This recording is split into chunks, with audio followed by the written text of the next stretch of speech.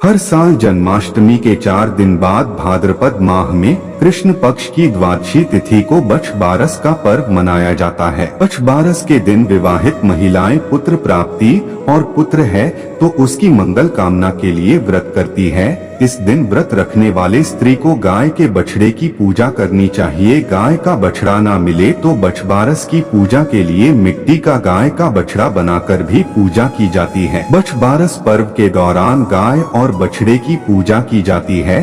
धार्मिक मान्यता के अनुसार इस दिन गाय और बछड़े की पूजा की जाती है। कहते हैं कि गाय में सभी देवी देवताओं का वास होता है और इस दिन गाय की पूजा करने से सभी देवी देवताओं का आशीर्वाद मिलता है। भाद्रपद में पड़ने वाले इस पर्व को गोवत्स द्वादशी या बछ बारस के नाम से जाना जाता है। जन्माष्टमी के बाद मनाए जाने वाले इस पर्व का भी अपना ही अलग महत्व है। प्रिया भक्तगणों, ओम नमः शिवाय। राधे राधे। जय श्री कृष्णा। गौ माता की जय। प्रिया भक्तिगण, आप सभी हमारे चैनल पर पहली बार आए तो हमारे चैनल सत्य धार्मिक ज्ञान यूट्यूब चैनल को सब्सक्राइब जरूर कर लीजिएगा। और आप सभी भगवान शिव के सच्चे भक्त हैं तो कमेंट में हर हर महादेव जरूर लिखे। और भगवान श्री कृष्ण के भी भक्त हैं तो कमेंट बॉक्स में राधे राधे जरूर लिख दीजिएगा। तो चलिए शुरू करते हैं आज की कथा। हमारे आराध्य श्री कृष्ण को गायों से बहुत प्रेम था। उन्होंने गौसेवा के महत्व को लोगों को बताया और गाय को माता कहकर उसकी पूजा को प्रतिपादित किया। भगवान श्री कृष्ण स्वयं गायों की सेवा किया करते थे। उनके गायों के प्रति इस प्रेम को देखकर स्वयं कामधेनु ने बहुला गाय का रूप लेकर नंद बाबा की गौशाला में स्थान लिया था। भगवान श्री कृष्ण का एक नाम गोपाल भी है। इस दिन पहली बार भगवान श्री कृष्ण गायों और बछड़ों को चराने के लिए गए थे। माता यशोदा ने श्री कृष्ण को खूब सजा जाकर और पूजा पाठ कराकर इस दिन गाय चराने के लिए भेजा था। उनके साथ उनके बड़े भाई बलराम भी थे। श्री कृष्ण उनके साथ गायों और उनके बछड़ों को लेकर चराने के लिए गए थे। इसलिए इस दिन सब लोग गौ पूजा करके भगवान श्री कृष्ण द्वारा दिए गए गौसेवा के संदेश को सम्मान देकर इसे एक पर्व के रूप में मनाते हैं। बछ बारस की दो बहुत ही प्रचलित कथाएं हैं। बछ बारस की कहानी। प्रथम, प्राचीन समय की बात है।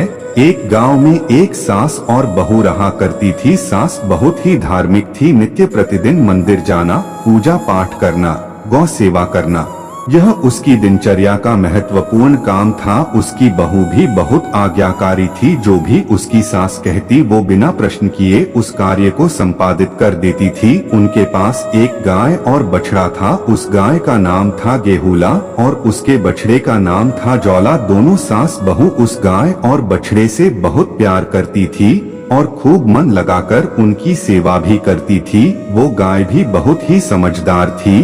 प्रतिदिन चरने के लिए छोड़ने पर शाम को स्वयं ही घर पर आ जाती थी। एक बार सास ने घर पर जौ की बालियां लाकर रखी परंतु वो बहू को उनके विषय में बताना भूल गई। सास हर दिन की भांति प्रातः काल उठकर अपने नित्य कर्मों से निवृत्त होकर मंदिर जाने के लिए तैयार हुई और गाय को चरने के लिए छोड़ दिया। मंदिर जाते जाते उसने अपनी बहू को आवाज लगाकर कहा, बहू मैं मंदिर जा रही हूँ, जब तक मैं वापस लौट कर आऊँ तब तक तू जौ लाकर काट कर उबालने के लिए रख देना। बहू को घर पर रखें। जौ के विषय में कुछ भी पता नहीं था। उसको अपनी सास की बात सुनकर ऐसा लगा कि उसकी सास ने उसे जौला यानी गाय के बछड़े को काटकर उबालने के लिए कहा है। यह सुनकर वो सोच में पड़ गई कि आज सासू माँ ने कैसी बात कह दी। अगर मैं उनकी बात मानती हूँ तो मुझे इस निरीह बछड़े की हत्या करनी पड़ेगी जिससे मुझे गौहत्या का पाप लगेगा। लेकिन अगर उनकी बात नहीं मानती हूँ और उनके कहे अनुसार नहीं करती हूँ तो उनकी अवज्ञा होगी, वो भी मेरे लिए पाप के समान ही है। धर्म संकट में उलझ गई थी। बैठी बैठी यही सोचे जा रही थी क्या करें और क्या न करें। अंत में उसने अपनी सास की आज्ञा का पालन करना ही अपना धर्म जाना और गाय के बछड़े जौला को काटकर बर्तन में उबालने के लिए रख दिया। परंतु उस बछड़े की हत्या करके उसके मन को बिल्कुल भी चैन नहीं मिल रहा था और वो उसका दुख मानकर बस रोए जा रही थी। जब उसकी सास वापस आई तो उसकी आंखें घर का दृश्य देखकर आश्चर्य से फटी रह गई। घर में खून ही खून फैल रहा था। जहां तहां खून के धब्बे देखकर उसने अपनी बहू को आवाज लगाई। उसकी बहू रोती हुई उसके सामने आ गई। तब सास ने उससे पूछा कि यह घर में खून कहां से आया। तब बहू ने सास को उसकी आज्ञा याद कराई और कहा कि यह रक्त ज्वाला का है। मैंने आपके कहे अनुसार उसको काटकर उबालने के लिए रख दिया है। बहू की बात सुनकर सास ने उसे कहा, मैंने तुम्हें घर में रखे जौ काटकर उबालने के लिए कहा थी, ना कि गाय के बछड़े ज्वाला को काटकर उबालने के लिए कहा था। यह सुनकर बहू अपनी सुध-बुध खो बैठी। उसकी सास का भी दुख के मारे बुरा हाल हो गया। तब सास ने हिम्मत करके अपनी बहू को संभाला और उसे अपने साथ अपने इष्ट देव के मंदिर लेकर गई। वहां पहुंचकर दोनों सास बहू हाथ जोड़कर उनके आगे खड़ी हो गई। उनके सामने बारंबार माथा टेककर नाक रगड़कर बहू की उस गलती के लिए क्षमा मांगने लगी। सास ने कहा, हे प्रभु, मैंने सदा ही आपका ध्यान और पूजन सच्ची श्रद्धा एवं भक्ति के साथ किया है। हमेशा धर्म का पालन किया। मेरी आपसे विनती है कि यदि मेरी बहू ने यह सब जानबूझकर किया है तो इसे सजा दो, और अगर इससे यह भूल वश हुआ है तो इसे क्षमा करो और उस बछड़े को पुनः जीवित कर दो। दोनों सास बहू मंदिर में भूखी प्यासी ईश्वर का ध्यान करती रही। जब शाम होने लगी तब उन्हें लगा कि अब गाय चरकर वापस आने वाली होगी और अपने बछड़े को जीवित ना पाकर उसका क्या हाल होगा। यही सोचकर वो मंदिर से घर के लिए रवाना हो गई। घर पहुंचकर उन्होंने देखा कि गाय भी आ चुकी है। सास बहू आगे के बारे में सोचकर भयभीत हो रही थी।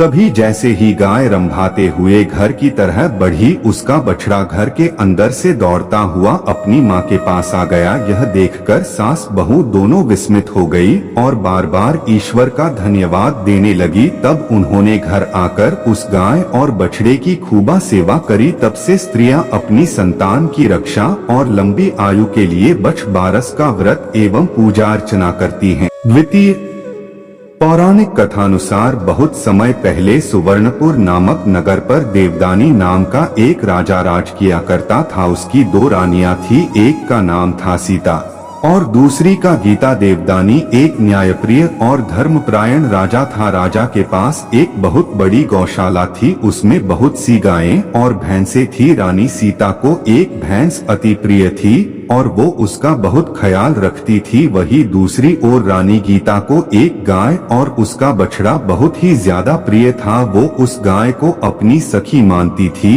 और उसके बछड़े को अपनी संतान के समान स्नेह करती थी। रानी गीता और उस गाय में एक दूसरे के प्रति इतना प्यार देखकर रानी सीता और उसकी भैंस उनसे ईर्ष्या करती थी। रानी सीता स्वयं को रानी गीता से श्रेष्ठ मानती थी और उसकी भैंस भी स्वयं को गायों से श्रेष्ठ मानती थी, परंतु गायों को पूजा जाता देखकर उसको बहुत ईर्ष्या होती थी। ईर्ष्यावश एक दिन उस भैंस ने रानी सीता को रानी गीता और उसकी गाय के विषय में भड़काना शुरू कर दिया। भैंस ने कहा, इस गाय और बछड़े को सब बहुत प्यार करते हैं, राजा देवदानी भी इस गाय और बछड़े में अधिक रुचि लेते हैं। इस तरह से तो एक दिन तुम और मैं अकेले ही रह जाएंगे। सभी उस गाय बछड़े और रानी गीता को ही सम्मान देंगे। उसकी बातें सुनकर रानी सीता को क्रोध आ गया और असुरक्षा की भावना से ग्रस्त होकर उसने मौका पाते ही उस गाय के बछड़े को काटकर गेहूं के ढेर के नीचे दबा दिया। अपने बछड़े को ना पाकर वो गाय दुखी होकर आंसू बहाने लगी। उसको दुखी देखकर रानी गीता भी व्यथित हो उठी। रानी ने सेवकों को उस गाय के बछड़े को खोजने के लिए कहा, परंतु उसका कोई पता नहीं चल सका।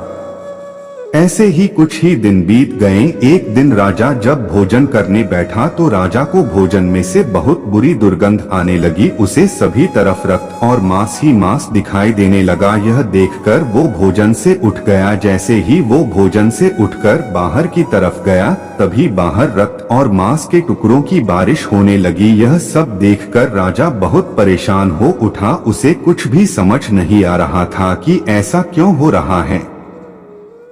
तब वो अपने गुरु के पास गया। उसके गुरु बहुत ही ज्ञानी और सिद्ध पुरुष थे। उन्होंने अपने तपोबल से यह जान लिया कि रानी सीता ने भैंस के भड़काने और असुरक्षा भाव के कारण गाय के बछड़े को मारकर गेहूं के ढेर के नीचे दबा दिया है। उन्होंने राजा देवदानी को कहा, हे राजन, तुम्हारी रानी ने एक भैंस की बातों में आकर गाय के बछड़े की निर्मम हत्या करके गेहूं के ढेर के नीचे दबा दिया है। यह सब उसी का परिणाम है। जल्द ही बछबारस आने वाली है। उस दिन तुम अपनी रानियों के साथ गाय बछड़े की पूजा करना और उस भैंस को नगर से निकाल देना। राजा ने आकर सारी बात अपनी रानियों से कही। राजा की बात सुनकर रानी सीता को अपनी भूल का एहसास हुआ और उसने प्रायश्चित करने का निश्चय किया। राजा ने उस भैंस को नगर से बाहर छुड़वा दिया। बछबारस के दिन पूरे विधि विधान से राजा और रानियों ने गाय और बछड़े का पूजन किया।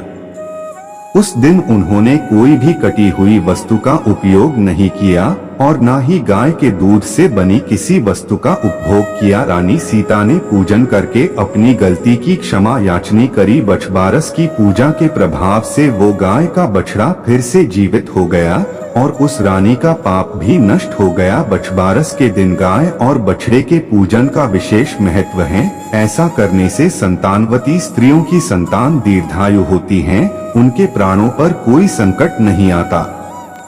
उम्मीद करते हैं दोस्तों आपको यह कहानी पसंद आई हुई हो तो वीडियो को लाइक और शेयर जरूर कर कमेंट में जय श्री कृष्णा अवश्य लिख दीजिएगा और हमारे चैनल पर पहली बार आए हैं तो उसे सब्सक्राइब जरूर कर दीजिएगा।